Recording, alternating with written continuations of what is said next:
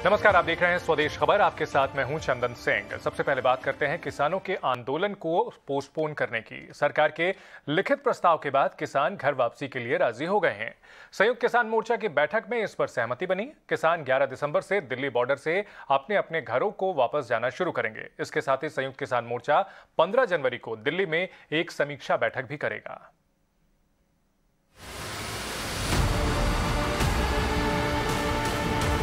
सरकार से करीब 15 महीने की लड़ाई आखिरकार रंग लाती नजर आ रही है, लेकिन यहां तक का सफर मुश्किल भरी डगर से तय हुआ। कभी पुलिस से भिड़ंत, कभी बैठकों का दौर, कभी लोगों के विरोध का सामना, कभी गर्मी का सितम तो कभी सर्दी की ठिठुरन। लेकिन आखिरकार अन्नदाता की मांगों के आगे सरकार को घुटने टेकने ही पड़े। भारतीय किसान यूनियन के नेता Rakesh Tikait, sir official letter प्राप्त हो गया है सरकार अभी पढ़कर देखेंगे क्या है उसमें। अच्छा, उसके बाद अरे नुक्ते का हेर फेर भी हो जा भाई, नुक्ते का हेर फेर भी बड़ा है, पढ़ ले पहले तो उसके बाद बैठक जो भी होगा ऑथेंटिक जानकारी जो भी होगी। 5 लोग हैं जो कमेटी में थे, वही जानकारी देंगे पुलिस। 26 नवंबर 2020 ये वही तारीख थी जब किसानों ने संयुक्त किसान मोर्चा के बैनर तले 3 कृषि कानूनों के खिलाफ दिल्ली में आंदोलन की शुरुआत की थी। किसान दिल्ली के बॉर्डर पर जम गए। 24 घंटे सड़कें जाम, बैरिकेडिंग का झाम और पुलिस फोर्स का पहरा रहा। लेकिन हर तबके और हर उम्र के शख्स ने आंदोलन को कमजोर नहीं पड़ने दिया। वैसे तो आंदोलन की शुरुआत तभी से हो गई थी जब जून के पहले हफ्ते में सरकार 3 कृषि विधेयक लाई थी। इसका विरोध विपक्षी दलों के साथ साथ किसान संगठनों ने भी शुरू कर दिया था। धीरे धीरे यूपी, पंजाब और हरियाणा में इसका विरोध तेज होता गया। 14 सितंबर 2020 को कृषि कानून बिल लोकसभा में पेश किया गया, जो 17 सितंबर 2020 को सदन से पास हो गया। 27 सितंबर 2020 को राष्ट्रपति रामनाथ कोविंद ने इस पर हस्ताक्षर किए। अब इतने महीनों के बाद सरकार ने किसानों की सभी मांगों को मानने का फैसला किया है। इनमें अब आंदोलन के दौरान किसानों पर दर्ज केस वापस होंगे। आंदोलन के दौरान मारे गए किसानों के परिवारों को मुआवजा मिलेगा। पराली जलाने के मामलों में किसानों पर कोई आपराधिक केस नहीं होगा। किसानों के साथ बिजली संशोधन विधेयक पर चर्चा होगी। एमएसपी पर कमेटी बनेगी जिसमें एसकेएम के सदस्य भी शामिल होंगे।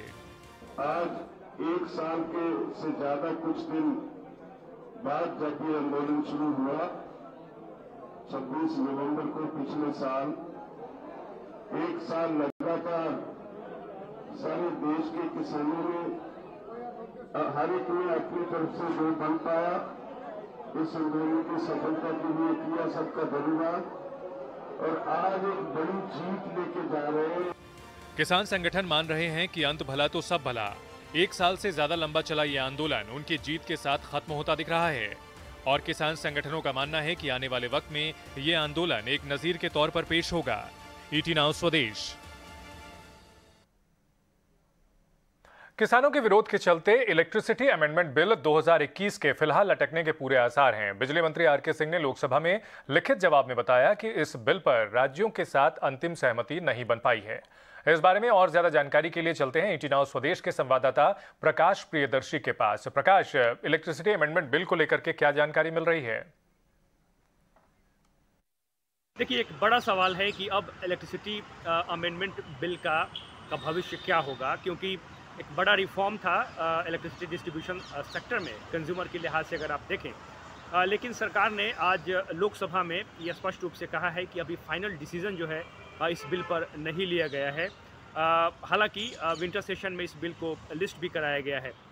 ऊर्जा मंत्री ने कहा कि हालांकि राज्यों के साथ बातचीत करके ही ये बिल प्रस्तावित है, लेकिन अभी भी इस पर फाइनल डिसीजन नहीं हुआ है। ऐसे में अब ये सवाल है कि सरकार इस पर कैसे आगे बढ़ेगी, क्योंकि कुछ राज्यों को तो इससे कुछ प्रोविजंस पर दिक्कतें है ही हैं। साथ ही साथ जो किसान संगठन है जो विरोध कर रहे हैं, उनको भी इलेक्ट्रिसिटी अमेंडमेंट बिल के ऊपर कई तरह के ऐतराज़ हैं और उसकी वापसी की मांग करते रहे हैं। ऐसे में अब सवाल उठता है कि सरकार इस पर कैसे आगे बढ़ेगी। कई तरह के अहम प्रोविजंस जो है इस बिल में किए गए हैं। सबसे पहला तो ये कि प्राइवेट जो कंपनियां हैं उनको इस बात का अधिकार मिल जाता इस बिल के आ जाने से कि वो किसी भी राज्य में जाकर बिजली खरीद सकते हैं, बेच सकते हैं। मतलब वो जो स्टेट डिस्कॉम्स हैं उनके साथ सीधे कंपटीशन कर सकते थे। कंज्यूमर के लिहाज से एक अहम प्रावधान ये था कि उनको किसी भी एरिया में एक से ज़्यादा डिस्ट्रीब्यूशन कंपनी मिल जाती जिससे कि जिसकी बेहतर सर्विस है वो उसकी सर्विस ले सकते थे। इसमें एक अहम प्रावधान ये है कि जो सब्सिडी का अमाउंट है वो सब्सिडी का अमाउंट सीधे डीबीटी के तर्ज पे कंज्यूमर के खाते में डालने का प्रावधान किया गया है। इसका मतलब ये है कि सब्सिडी की रकम राज्य सरकारें डिस्कॉम्स को ना दें बल्कि सीधे कंज्यूमर को दें। इसके भी इस प्रावधान पर भी कुछ राज्यों को ऐतराज़ है। इसके अलावा एक प्रावधान ये भी है कि जो क्रॉस सब्सिडी है उसको भी फिक्स करने की बात की गई है 20% के आसपास, ताकि जो इंडस्ट्रियल कंज्यूमर हैं उनको भी सस्ती दरों पर बिजली मिले। तो ये तमाम ऐसे प्रावधान किए गए थे, लेकिन अब ये देखने वाली बात होगी कि सरकार इस बिल को यहाँ से आगे लेकर कैसे बढ़ती है। बहुत शुक्रिया प्रकाश इस पूरी जानकारी के लिए। बढ़ते हैं अगली खबर की ओर। स्टील कंपनियों के लिए सरकार जल्द बड़े कदमों का ऐलान कर सकती है। स्टील सेक्टर को लेकर आज सरकार के 3 वरिष्ठ मंत्रियों ने बैठक की। समीर हमारे सहयोगी इस बैठक में क्या निकल कर आया है, पूरी जानकारी के साथ हमारे साथ जुड़ रहे हैं। समीर, बैठक पर नजर बनी हुई है, क्या कुछ अहम इस बैठक से निकल कर आ रहा है? जी बिल्कुल, सबसे पहले आपको बता दें कि ये जो अहम बैठक है इसकी शुरुआत हो गई है। थोड़ी देर पहले इसकी बैठक की शुरुआत हुई और इस वक्त ये बैठक चल रही है। तो तमाम स्टील कंपनियों के साथ में सरकार की जो बातचीत है उसमें 3 अहम मसले हैं जिस पर चर्चा चल रही है। सबसे पहला ये कि जो हाल के समय में स्टील की डिमांड बढ़ी है, लेकिन साथ ही स्टील की कीमतों में भी बढ़ोतरी देखने को मिली है। खासकर जो इनपुट कॉस्ट है उसमें भी बढ़ोतरी देखने को मिली है और स्टील कंपनियों ने सरकार से इस बात को लेकर के चिंता जताई थी कि जो इनपुट कॉस्ट है, चाहे वो कोकिंग कोल हो या साथ ही जो कोल सप्लाई को लेकर के कुछ प्रतिबंध सरकारों की तरफ से लगाए गए हैं, तो इन सब से प्रोडक्शन पर एक असर देखने को मिला है। तो इन सारी बातों को लेकर के सरकार के साथ चर्चा चल रही है। साथ ही जिस तरीके से ग्लोबल कंपटीशन है उसमें घरेलू कंपनियों के हितों को कैसे सुरक्षित रखा जा सकता है, इस पर भी सरकार स्टील कंपनियों के साथ बातचीत कर रही है। सरकार की तरफ से 3 वरिष्ठ कैबिनेट मंत्री पीयूष गोयल जो वाणिज्य मंत्री हैं, एमएसएमई मंत्री नारायण राणे और साथ ही स्टील मंत्री आरसीपी सिंह बातचीत कर रहे हैं। लेकिन सूत्र ये बता रहे हैं कि ऐसी कुछ और बैठकें हो सकती हैं जिसके बाद सरकार की तरफ से पूरे स्टील सेक्टर के लिए, डोमेस्टिक कंपनियों के लिए कुछ राहत भरे कदम का ऐलान किया जा सकता है। बहुत शुक्रिया समीर इस पूरी जानकारी के लिए। तो स्टील कंपनियों के प्रतिनिधियों के साथ बैठक चल रही है, सरकार के वरिष्ठ मंत्री इस बैठक में हिस्सा ले रहे हैं। बढ़ते हैं अगली खबर की ओर। देश में कारों, मोबाइल फोन और इलेक्ट्रॉनिक आइटम्स का एक बड़ा मार्केट है, लेकिन आपको जानकर यह हैरानी होगी कि इन सभी सामानों का सेकेंड हैंड मार्केट भी बहुत बड़ा है, जो कि कोविड के बाद काफी तेजी से बढ़ा है। इस पर ज्यादा जानकारी के लिए हमारी सहयोगी खुशबू तिवारी हमारे साथ जुड़ रही हैं। खुशबू, सेकेंड हैंड जो प्रोडक्ट्स हैं उनका मार्केट भी काफी बड़ा है, ये अमूमन बहुत लोगों को नहीं पता हो, क्या कुछ खास है इसके बारे में? ऑनलाइन एजुकेशन बढ़ा है, साथ ही बढ़ी है वर्क फ्रॉम होम का कल्चर, और यही एक वजह है कि जो नए नए प्रोडक्ट्स की डिमांड बढ़ी है, जैसे चाहे वो घर की फर्नीचर की डिमांड हो या फिर गैजेट्स की डिमांड हो। लेकिन ये सिर्फ नए प्रोडक्ट्स की डिमांड नहीं है, इसमें सेकेंड हैंड मार्केट भी उसी तेज़ी से बढ़ा है। मसलन अगर देखा जाए तो चाहे सेकेंड हैंड कार हो, चाहे इलेक्ट्रॉनिक आइटम्स हो, सबकी डिमांड बढ़ी है। अमेज़ॉन का कहना है कि उनके रिफर्बिश प्लेटफॉर्म से second hand phone, smartphones, laptops और हेडफोन्स की डिमांड काफ़ी ज़्यादा बढ़ी है, क्योंकि और अगर देखा जाए तो जो डिमांड है वो जेनजी या मिलीनियल्स की तरफ से ज़्यादा देखने को मिल रही है। नए मिडिल क्लास इनकम में भी थोड़ा उछाल आया है, जिसकी वजह से ये शिफ्ट देखने को मिल रहा है। अगर हम सेकेंड हैंड कार मार्केट की बात करें तो यहाँ पर भी ड्रूम और स्पिनिंग का कहना है कि उनके प्लेटफॉर्म पे काफ़ी ज़्यादा बिक्री देखने को मिली है। ड्रूम के मुताबिक पिछले 2 तिमाहियों में उनकी बिक्री में 100% का उछाल आया है, अगर हम तुलना करें उनकी पिछले साल की इन्हीं तिमाहियों से। वे एक महीने में 8,000 से 9,000 तक की गाड़ियाँ बेच रहे हैं। स्पिनी का कहना है कि हैचबैक्स, एसयूवीज़, मारुति, हुंडई और होंडा की जो हैं उनका डिमांड काफ़ी ज़्यादा बढ़ा है, क्योंकि जो BS6 नॉर्म्स हैं या फिर चिप शॉर्टेज की वजह से डिलीवरी में जो देरियां हैं, इन सब की वजह से लोग सेकेंड हैंड कार भी अभी चुनना पसंद कर रहे हैं। जो फर्नीचर मार्केट हो या इलेक्ट्रॉनिक्स आइटम हो, यहाँ पर भी डिमांड सेकेंड हैंड प्रोडक्ट्स की ज़्यादा बढ़ी है। ग्रैंड थॉर्ंटन के मुताबिक फ्रिज और वॉशिंग मशीन, इन सब की डिमांड सेकेंड हैंड मार्केट में काफ़ी ज़्यादा बढ़ी है। और आइकिया का कहना है कि वे भी जो फर्नीचर मार्केट है, क्योंकि उनके ग्लोबली कुछ रिफर्बिश प्लेटफॉर्म्स पे पायलट प्रोजेक्ट चल रहे हैं, और इस डिमांड को देखते हुए वे इसे और एक्सपैंड कर सकते हैं। बहुत शुक्रिया खुशबू इस पूरी जानकारी के लिए। कोरोना की दूसरी लहर तकरीबन शांत होने के बाद देश के शॉपिंग मॉल्स में खरीदारी करीब 75 से 80% तक बढ़ गई है। इससे व्यापारियों और दुकानदारों को कोरोना काल में हुई नुकसान की भरपाई का मौका मिल रहा है। हालांकि दुकानदार कोरोना के नए वेरिएंट ओमिक्रॉन के बढ़ते केसेस से थोड़े पसोपेश में जरूर हैं। इसके बावजूद दिसंबर महीने में मॉल्स के कारोबार में तेजी देखी जा रही है। इस पर से विस्तार से जानकारी देने के लिए हमारी सहयोगी कृतिका अरोड़ा हमारे साथ जुड़ रही हैं। जी कृतिका, बताएं किस तरह से अब मॉल्स में फुटफॉल बढ़ा है और दुकानदारों को इससे क्या कुछ उम्मीदें हैं? जैसे जैसे कोविड रिस्ट्रिक्शंस कम हो रही हैं, मॉल डेवलपर्स कहते हैं कि लोगों का आना जाना मॉल्स में बढ़ गया है। कहते हैं कि 70 to 80% रिकवरी हो चुकी है फुटफॉल्स में मॉल्स में अक्टूबर नवंबर में। और वो ये कहते हैं कि ये पॉइंट आउट करते हैं कि फुटफॉल्स अगर 70 to 80% बढ़ा है प्री पैंडेमिक लेवल्स के, सेल्स रिकवरी कुछ मॉल्स में उससे भी ज्यादा है। कुछ मॉल्स के लिए तो वो 100% या 115% सेल्स रिकवरी है। मुकेश कुमार जो कि चेयरमैन है shopping centres association of India, वो कहते हैं कि पर कस्टमर स्पेंडिंग 20 to 30% बढ़ गया है।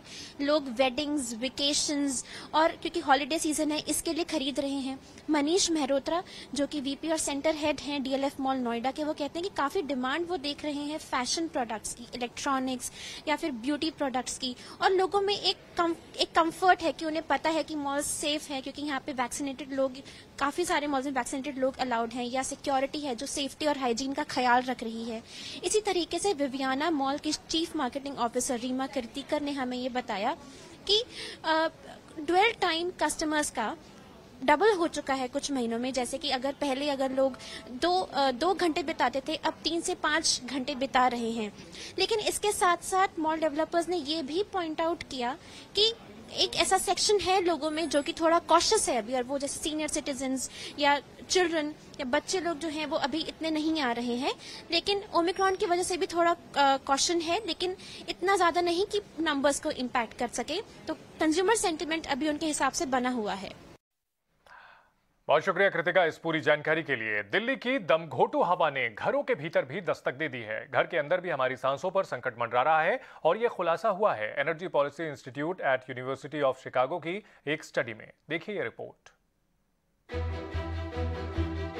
देश का दिल दिल्ली, जहां की जहरीली हवा ने पहले तो घर के बाहर पहरा डाला हुआ था और अब घर के भीतर भी डेरा डाल दिया है।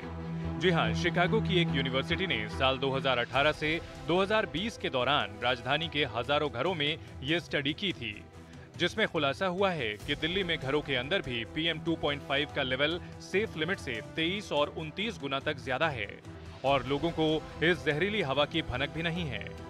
लोग अभी भी इस बात से अनजान हैं कि उनके घर, दफ्तर और स्कूलों के अंदर की हवा जहरीली हो गई है। रिपोर्ट के मुताबिक सुबह और शाम के समय घर के अंदर प्रदूषण ज्यादा तेजी से बढ़ता है क्योंकि उस दौरान खाना बनाने का काम होता है। वहीं अमीर लोग अपने घरों में साफ हवा बनाए रखने के लिए पैसे भी खूब खर्च कर रहे हैं, लेकिन नतीजा ढाक के 3 पात ही निकल रहा है। बहरहाल लोगों को जागरूक होने की जरूरत है ताकि घर के बाहर भी सतर्क रहें और घर के भीतर भी। ईटी नाउ स्वदेश। बाजार में लगातार तीसरे दिन तेजी दिखी, लेकिन आज पूरे दिन दायरे में ही उतार चढ़ाव देखने को मिला। निफ्टी आखिर में करीब 50 अंकों की मजबूती के साथ 17,500 के ऊपर बंद हुआ। बाजार में और कहां दिखा सबसे ज्यादा एक्शन, बताने के लिए हमारे आज दिन भर उतार चढ़ाव का माहौल था और जिस तरह से आज क्योंकि वीकली एक्सपायरी भी थी उसके चलते भी देखा कि हमने ये जो उतार चढ़ाव का माहौल था वो एक्सपेक्टेड था। निफ्टी में 47 अंक की बढ़त देखी गई, सेंसेक्स में 157 अंक की बढ़त देखी गई तो हरे निशान में क्लोजिंग हुई, लेकिन बैंक निफ्टी करीब 200 अंकों की कमजोरी के साथ आज बंद हुआ। आज कमजोरी दिखी बैंक निफ्टी के शेयरों में और रियल्टी शेयरों में भी आज बिकवाली थी। वहीं एफएमसीजी और ऑयल एंड गैस शेयरों में खरीदारी देखने को मिली है। निफ्टी में चढ़ने वाले शेयरों पर नजर डालें तो ITC, L and T, Asian Paints, UPL यहां पर अच्छी खरीदारी थी। वहीं गिरने वाले शेयरों में आज कमजोर थे एचडीएफसी बैंक, टाइटन, नेस्ले और एनटीपीसी, यहां पर आज कमजोरी देखी गई है। आज मिड कैप शेयरों में काफी अच्छा एक्शन था जिसमें कि वोडा आइडिया में आज शानदार तेजी देखने को मिली करीब 15 से 16% की। इसके बाद आदित्य बिरला कैपिटल, अदानी टोटल और नेटको फार्मा ये सभी शेयर आज कमजोरी के साथ कारोबार कर रहे थे। आज एक और सेगमेंट यूरो कॉफी शेयरों में भी अच्छी तेजी देखने को मिली। Bombay Burmah, Jayshree tea, McLeod Russel यहाँ पर अच्छी मजबूती थी और पावर शेयरों में भी आज अच्छा मोमेंटम देखा गया। दिन भर से ही स्टॉक में इन सभी स्टॉक्स में भी अच्छी तेजी देखी गई। जिसमें कि ABB, थर्मेक्स, BHEL और अदानी ट्रांसमिशन जैसे स्टॉक्स आज काफ़ी अच्छा परफॉर्म कर रहे थे। बहुत शुक्रिया पूजा इस पूरी जानकारी के लिए। हेलियस इंडिया के CIO दिनशॉ ईरानी IT कंपनियों को लेकर काफी बुलिश हैं। ईरानी का कहना है कि IT कंपनियों ने ऐसी ग्रोथ रेट पहले कभी नहीं देखी और आने वाले दिनों में उनके वैल्यूएशन में तेजी आएगी। When I told him about the P's of IT companies, I think we're still there. I mean, I remember saying that not so long back, the P's were at 30 times when the growth rates were good. And I think this is, if you go on to these calls of these managements of IT companies, you will hear them say that we've been in this business for the last 30 years and we've never seen these kind of growth rates, or we've never seen this kind of order book in our lives and the kind of demand that we see. So it's obvious that they're in a once in a lifetime kind of a phase, and obviously the valuations will be fairly expensive here, and they will remain so. Our feel is that probably 30 is what the peak valuations were earlier, but I don't believe that they'll stop here. Our still feeling as a house is that they may just go over that hurdle if the growth rates kick into, say, the mid-20s as everybody is looking at in the next couple of years as such. And this is a sustained growth rate we're talking about. I mean, the dynamics of that industry are looking phenomenal. And I mean, as I tell all my investors that, I've been covering this sector from 2000 onwards, and the fact that to get one single bullish statement from them used to be a task for me. And nowadays, I just have to sit back and listen to the bullish statement. So it's obvious that they're in a very bull phase today, and they're looking good for the future too. So we'll continue to remain overweight in that sector, and I think it's got another 3-4 years to run as such. So. Credit Suisse के MD और Asia Pacific India strategic cohead Neelkanth Mishra के मुताबिक भारतीय अर्थव्यवस्था में recovery अच्छी तरह चल रही है। मिश्रा का कहना है कि ऑटो और कंस्ट्रक्शन सेक्टर में ग्रोथ से इकोनॉमी को और रफ्तार मिलेगी। नीलकंठ मिश्रा और कौन-कौन से सेक्टर को लेकर बुलिश हैं, आइए जानते हैं हमारे सहयोगी अजय शर्मा की उनसे इस खास बातचीत में। ग्लोबल सिक्लिकल्स पे अंडरवेट हैं और लोकल सिक्लिकल, डोमेस्टिक सिक्लिकल्स पे ओवरवेट हैं। कहने का मतलब जिन सेक्टर्स को हमारी इकोनॉमी के, इंडिया की इकोनॉमी के अपटर्न से फायदा होगा, उन सेक्टर्स को हम पसंद करते हैं, और जिन सेक्टर्स का ग्लोबल लिंकेज है और जो काफी हद तक चल गए हैं, उन पे हम थोड़ा नेगेटिव हैं। तो सबसे बड़े हैं बैंक्स यानी फाइनेंशियल्स। तो banks, non banking companies, non banking में अभी भी पूरी तरह से उछाल आना बाकी है, वो मेरे ख्याल से 1-1.5 साल और लगेगा, बट कुछ उसमें सेलेक्ट जैसे हाउसिंग फाइनेंस कंपनीज हैं, उन सब में सेलेक्ट कंपनीज में हम ओवरवेट हैं, क्योंकि हमें लगता है कि अब क्रेडिट ग्रोथ अब बढ़नी शुरू हुई है और अच्छे से बढ़ेगी। हम सीमेंट कंपनीज को पसंद करते हैं, हम इंडस्ट्रियल्स कंपनीज को पसंद करते हैं, क्योंकि बहुत वर्षों के बाद हमारे यहाँ अब इन्वेस्टमेंट साइकिल फिर से, क्योंकि बहुत सारे फॉल स्टार्ट्स हुए हैं, 2018-19 में भी लग रहा था, फिर वो NBFC क्राइसिस आ गई, 2014-15 में लग रहा था, फिर लगा कि वो बैंकिंग सेक्टर क्लीन अप हो रहा है। सो अभी फिर से बैलेंस शीट्स काफी स्ट्रांग हैं बड़ी कंपनीज के, फाइनेंशियल्स के, और जब कॉन्फिडेंस बढ़ना शुरू होगा, अभी भी लोग डरे हुए हैं।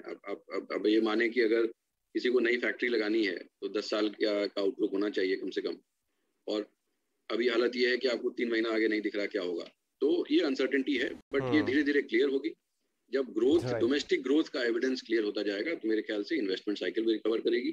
तो हम इंडस्ट्रियल्स, फाइनेंशियल्स, सीमेंट और कुछ हद तक स्टेपल्स को क्लासिकली सिक्लिकल नहीं माना जाता, बट हमारा ये मानना है कि जो 2.5-3 करोड़ जॉब अभी भी वापस नहीं आए हैं राइट इस रिकवरी में, वो सब लो इनकम जॉब्स हैं, और वो हाउस होल्ड ऑफ कोर्स काफी कष्ट में हैं। उनको उनकी कंजम्पशन जो है पूरी तरह से नॉर्मलाइज नहीं हुई है, पर जब इकोनॉमी मतलब प्री पैंडेमिक पाथ की तरफ बढ़ेगी तो वही जॉब्स वापस आएंगे, और उससे स्टेपल्स जहाँ पे कि अभी काफी एक्सपेक्टेशंस काफी मॉडरेट हो गए हैं, मेरे ख्याल से वहां पे भी रिकवरी आनी चाहिए। तो इन सेक्टर्स को हम पसंद करते हैं। IT सर्विसेज जहाँ पे वैल्यूएशन मल्टीपल्स बहुत बढ़ गए हैं, और जो लिस्टेड कंपनीज हैं, हमने कहा कि भाई सॉफ्टवेयर का इंडिया में खूब ग्रोथ होगा, बट वो कहाँ होगा? वो privately funded software as a service company में होगा, कि किसी प्राइवेटली फंडेड स्टार्टअप में होगा, तो सब इंजीनियर तो वहाँ, या कोई ग्लोबल कंपनी यहाँ पे अपना ऑफिस खोल लेगी। तो जो हमारी establish large listed IT services companies हैं बहुत अच्छे से मैनेज्ड हैं, बट उन पे मार्जिन प्रेशर आ सकता है। तो इन सब चीज़ों को हम फ्लैग कर रहे हैं। कुछ 3-4 महीने अब वो कॉल नहीं चली, बट अब दिखना शुरू हो गया है। वैसे ही मेटल्स, क्योंकि अगर चीन में जो रियल एस्टेट साइकिल हमारी अपटर्न होने वाली है, वहाँ पे अगर कम होने वाली है, वहाँ की आबादी गिर रही है, तो घर क्यों चाहिए। तो अगर 20-25% ग्लोबल स्टील डिमांड अगर करेक्ट होना शुरू हो जाए ओवर 5 ईयर्स, एक साल में नहीं होगा, तो ये सस्टेन्ड डाउन साइकिल हो सकता है।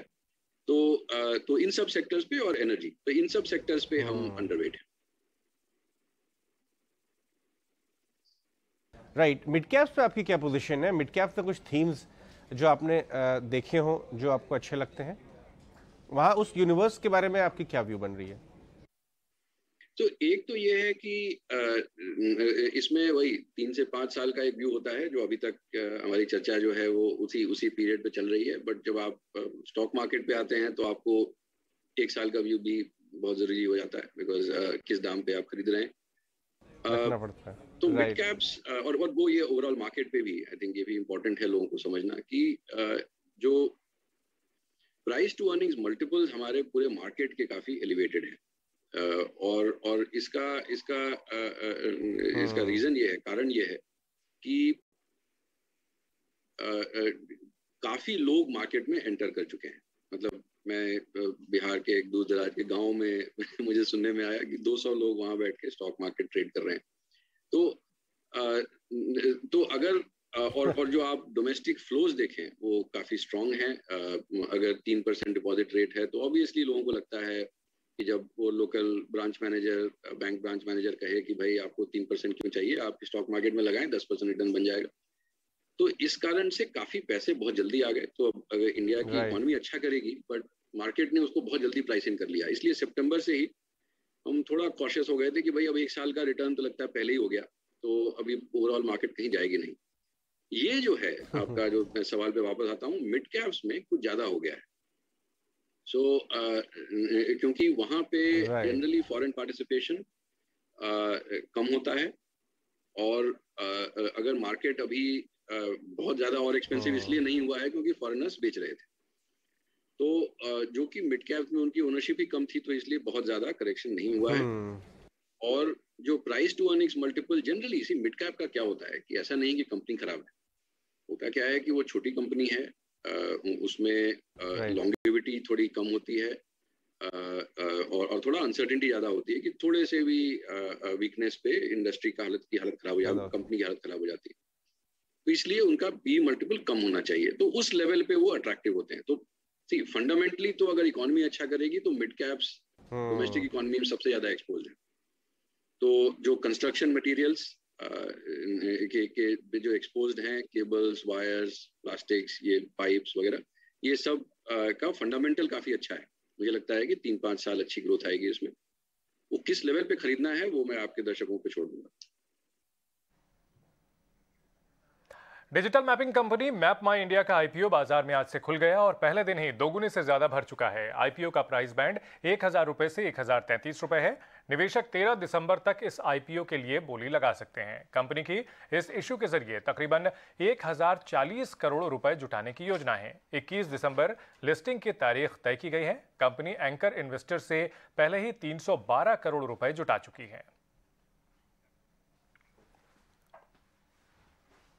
श्रीराम प्रॉपर्टीज के आईपीओ के सब्सक्रिप्शन का आज दूसरा दिन है। दूसरे दिन इसका इश्यू 1.5 गुना से ज्यादा भर चुका है। साउथ इंडिया में रेजिडेंशियल रियल एस्टेट का कारोबार करने वाली यह कंपनी आईपीओ से 600 करोड़ रुपए जुटाएगी। कंपनी ने अपने इश्यू के लिए प्राइस बैंड 113 से 118 रुपए तय किया है। यह 10 दिसंबर 2021 तक खुला रहेगा। कंपनी अब तक अपने एंकर इन्वेस्टर्स के जरिए 268 करोड़ रुपए जुटा चुकी है। 20 दिसंबर को लिस्टिंग की तारीख तय की गई है। और आखिरी दिन रेट गेन ट्रेवल का आईपीओ 17 गुना भरकर बंद हो गया। कंपनी ने आईपीओ के जरिए 1335 करोड़ रुपए जुटाने का टारगेट रखा है। आईपीओ का प्राइस बैंड 405 से 425 तय किया है। और अब बात करते हैं सीडीएस जनरल बिपिन रावत के निधन से जुड़ी खबरों की।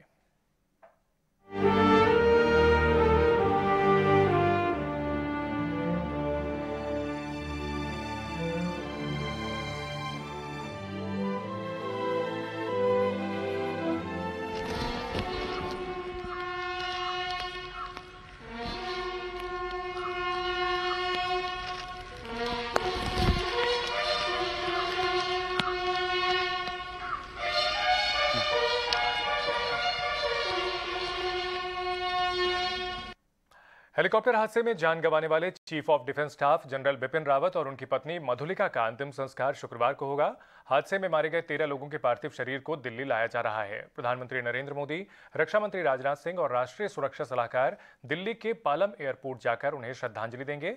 वहीं आज रक्षा मंत्री राजनाथ सिंह ने हेलीकॉप्टर हादसे पर संसद में जानकारी दी। इस दुर्घटना की जांच के लिए एक कमेटी बनाई गई है। Group captain Varun Singh Wellington के मिलिट्री हॉस्पिटल में लाइफ सपोर्ट पर हैं और उन्हें बचाने के हर संभव प्रयास किए जा रहे हैं। अध्यक्ष महोदय, air chief marshal Shri V R. Chaudhary को घटनास्थल पर दुर्घटना की सूचना प्राप्त होने पर कल ही भेज दिया गया है। उन्होंने घटनास्थल एवं वेलिंगटन हॉस्पिटल जाकर स्थिति का जायजा लिया। इस दुर्घटना के संबंध में इंडियन एयरफोर्स द्वारा एयर मार्शल मानवेंद्र सिंह की अध्यक्षता में एक ट्राई सर्विस इंक्वायरी के भी आदेश दे दिए गए हैं। चीफ ऑफ डिफेंस स्टाफ का अंतिम संस्कार फुल मिलिट्री ऑनर्स के साथ किया जाएगा और अन्य सभी मिलिट्री पर्सनल का अंतिम संस्कार भी एप्रोप्रिएट मिलिट्री ऑनर के साथ किया जाएगा। अध्यक्ष महोदय, अंत में मैं देश की ओर से सभी दिवंगत लोगों को हार्दिक श्रद्धांजलि अर्पित करता हूं और उनके परिवारजनों के प्रति अपनी संवेदना भी व्यक्त करता हूं। स्वदेश खबर में फिलहाल इतना ही। आप बने रहिए 18 नाउ स्वदेश के साथ।